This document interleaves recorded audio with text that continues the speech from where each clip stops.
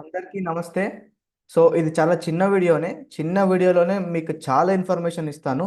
So నా నుండి మీకు ఒక చిన్న రిక్వెస్ట్, ఒక్క లైక్ కొట్టండి ప్లీజ్. ఎందుకంటే మీరు లైక్ చేస్తే ఈ వీడియో కొంతమందికి రీచ్ అవుతుంది, వాళ్ళు కూడా చూసి కొద్దిగా యూస్ఫుల్ అవుతుంది కదా ఈ వీడియో, అందుకే. సో ఇంకేం డిలే లేకుండా స్టార్ట్ చేసేద్దాం. ఏం లేదు, ఈ వీడియోలో నేను ఏం చెప్దాం అనుకుంటున్నానంటే, ఆర్ఆర్బి అయితే గ్రూప్ డి నోటిఫికేషన్ రిలీజ్ చేసింది. నేను నా ఇన్స్టాగ్రామ్ రీల్లో అయితే చెప్పాను, అది చూసే మీరు ఇక్కడ వచ్చి ఉంటారు కదా.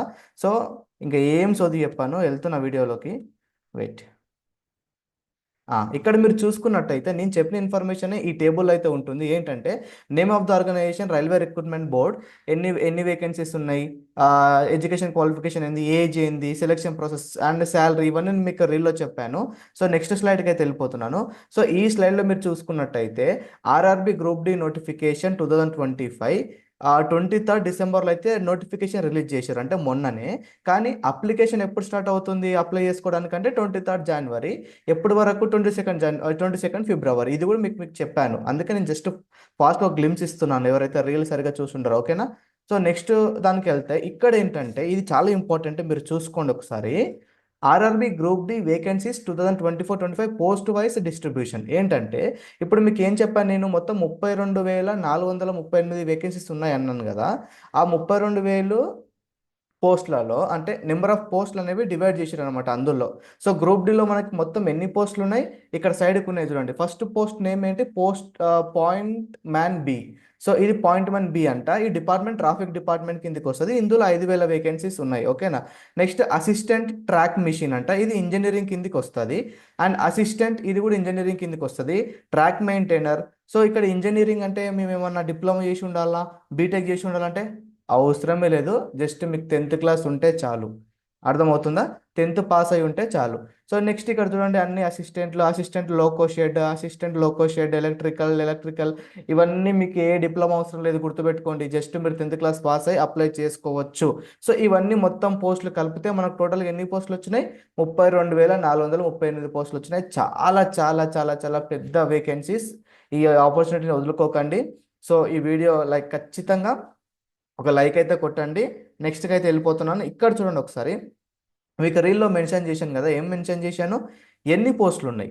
సికింద్రాబాద్ సౌత్ రీజియన్ అంటే, మన సికింద్రాబాద్ ఏ రీజియన్కి వచ్చేస్తుంది, సదర్న్ రీజియన్కి వచ్చేస్తుంది. సో సౌత్లో ఉండే రీజియన్స్ అన్నీ అంటే తమిళనాడు కావచ్చు, కేరళ కావచ్చు, కర్ణాటక కావచ్చు, తెలంగాణ కావచ్చు, ఆంధ్రప్రదేశ్ కావచ్చు, ఎక్కడ ఏ పోస్టులు ఉన్నా మనకు బాగా ఎక్కువ ప్రయారిటీ ఇస్తాడనమాట. సో ఫస్ట్ మన రీజియన్ వాళ్ళకే ప్రయారిటీ ఇచ్చి వేరే రీజియన్ వాళ్ళకు ప్రయారిటీ ఇస్తాడు నెక్స్ట్. సో అట్లా చూసుకున్నట్టయితే ఫస్ట్ వదిలేసేయండి. ఒకసారి లాస్ట్ చూడండి, టేబుల్ లాస్ట్లో చూడండి ఒకసారి. టేబుల్ లాస్ట్లో అంటే ఇక్కడ ఎస్ ఎక్కడ స్టార్ట్ అవుతుంది, ఇక్కడ నుంచి కదా. సో ఇక్కడ నుంచి స్టార్ట్ అయింది. సో ఈ ఎస్సులు ఉండేటివన్నిటికీ మనం చాలా ఎలిజిబుల్ అనమాట. అంటే అన్నిటికీ ఎలిజిబులే, సెంట్రల్ మొత్తం ఎక్కడన్నా మనం అప్లై చేసుకోవచ్చు. జస్ట్ అప్లై చేస్తే వాడు పోస్టింగ్ ఎక్కడన్నా ఇస్తాడు, కట్ ఆఫ్ రీచ్ అవుతే చాలు. నేనేమంటున్నానంటే, మనకు ఎక్కువ ప్రయారిటీ ఇచ్చేది అయితే ఈ సదర్న్ జోన్లో ఇస్తాడు అనమాట. ఎస్సీసీఆర్ అంటే సదర్న్ సెంట్రల్ రైల్వేస్, ఎస్సీఈసీఆర్ అంటే southern east central railways, SER అంటే సదర్న్ ఈస్ట్ రైల్వేస్, ఎస్డబ్ల్యూఆర్ అంటే సదర్న్ వెస్ట్ రైల్వేస్ అని ఉంటుంది అనమాట. సో ఇవన్నీ పోస్టులు ఒకసారి కలుపుకొని మీరు, ఇది 1642, 1337, 1044 అండ్ 490, అండ్ ఈ సదర్న్ రీజియన్ 2000 అంటే ఇవి. ఇక్కడ ఒక 1600 ప్లస్ 1300 ఎంత, ఇక్కడ మన సైడ్కి రాసుకుందాం ఎందుకన్నా మంచిది. So 1337 and 1044, 490 and 2249. ఒక్కసారి మీరు కౌంట్ వేసుకుంటే టోటల్ ఎన్ని అవుతాయండి, 9 ప్లస్ 4 13, 13 ప్లస్ 9 22. ఓకే. సో ఇక్కడ 6, 9, 13, 22, 26, 2 క్యారీ తీసుకున్నాం. 8, 11, 15, 17, 1 క్యారీ, 1 2 3 4 5 6. టోటల్గా చూసుకున్నట్లయితే సదర్న్ రీజియన్లో మనకు 6,000 వేకెన్సీస్ ఉన్నాయి. అంటే చాలా చాలా ఎక్కువ వేకెన్సీస్ అన్నమాట. మీరు బాగా లైక్ కాన్సన్ట్రేట్ చదివితే, డెడికేటెడ్గా చదివితే ఖచ్చితంగా జాబ్ కొట్టొచ్చు. కట్ ఆఫ్ కూడా పెద్ద ఏం ఉండదు, ఓకేనా. నెక్స్ట్ నెక్స్ట్ దానికి వెళ్ళిపోదాం.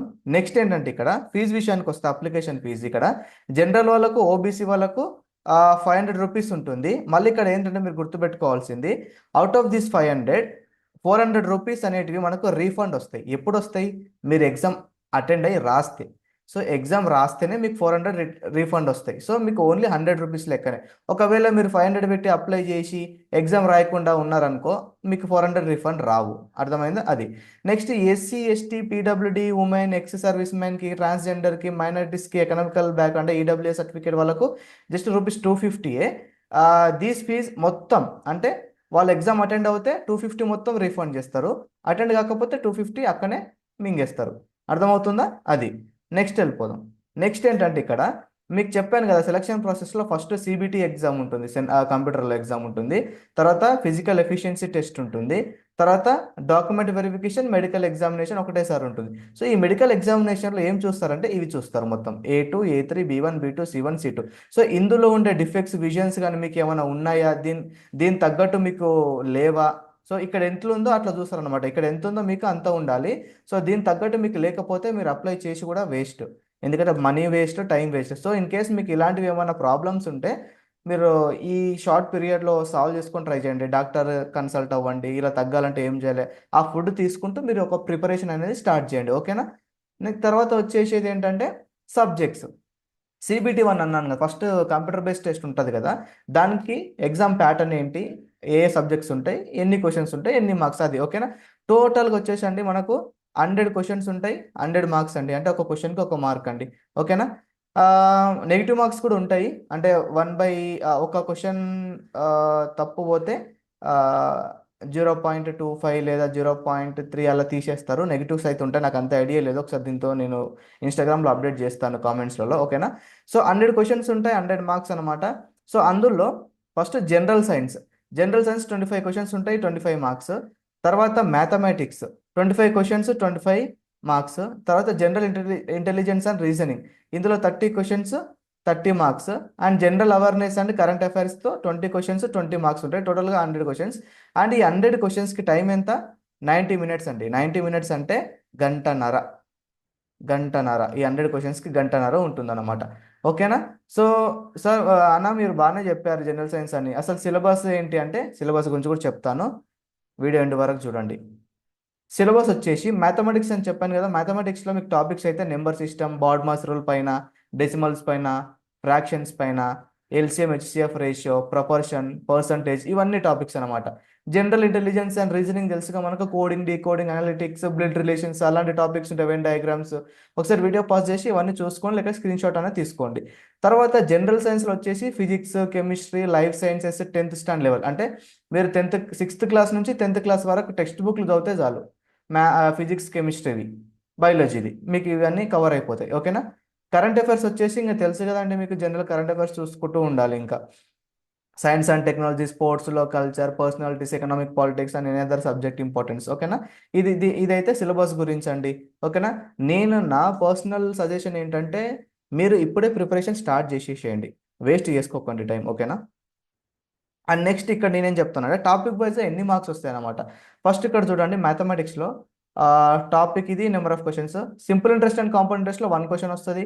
పైప్ అండ్ సిస్టంలో 1 క్వశ్చన్ వస్తుంది. సింప్లిఫికేషన్లో 1 క్వశ్చన్, సింప్లిఫికేషన్ అంటే బాడ్ మాస్ రూల్ అని చెప్పాను కదా, దానిపైన 1 క్వశ్చన్. టైమ్ అండ్ వర్క్లో కూడా 2 క్వశ్చన్స్ వస్తాయి. ఇలా మీరు topic, number of questions, topic, number of question, ఇది వెయిటేజ్ అనమాట. దీన్ని వెయిటేజ్ అంటారు. మీకు ఇంకా ఈజీగా అవుతుందని, ఏ టాపిక్స్ పైన ఎక్కువ స్ట్రెస్ చేయాలన్న కోసం నేను రీసెర్చ్ చేసి అయితే ఇచ్చాను ఇది. మీకు నచ్చినట్లయితే ఒక లైక్ అయితే కొట్టండి, ఇప్పుడు కూడా ఎవరైనా కొట్టని వాళ్ళు ఉంటే. సో పర్సంటేజ్ ఇక్కడ చూసుకున్నట్లయితే రీజనింగ్ నుంచి topic, number of questions, topic, number of questions. ఒకసారి వీడియో ఆఫ్ చేసి స్క్రీన్ షాట్ తీసుకోండి, ఎందుకంటే ఇప్పుడు అన్ని చెప్పుకుంటూ అవుతాయి, మళ్ళీ వీడియో లెంత్ ఎక్కువ అయిపోతుంది, అందుకని. ఓకేనా? నెక్స్ట్ సేమ్ ఇదే విధంగా జనరల్ సైన్స్కి కూడా ఫిజిక్స్ 8 క్వశ్చన్స్ వస్తాయి, కెమిస్ట్రీ 10 క్వశ్చన్స్ వస్తాయి, బయాలజీ 7 క్వశ్చన్స్ వస్తాయి, మొత్తం 25. ఇక్కడ ఇది కూడా చూసుకున్నట్లయితే జనరల్ అవేర్నెస్, హిస్టరీ అయితే 3 questions, polity 1 question, geography 2 questions, economics 1 question, current affairs 13 questions వస్తాయి. ఓకేనా? సో ఇదనమాట. సో ఇదండి మొత్తానికి RRB group D. In case నేను నా నెక్స్ట్ రీలో ఎస్బీఐ క్లర్క్ పోస్టులు పడ్డాయి. ఎన్ని పడ్డాయి అంటే 13,000 ప్లస్ పడ్డాయి.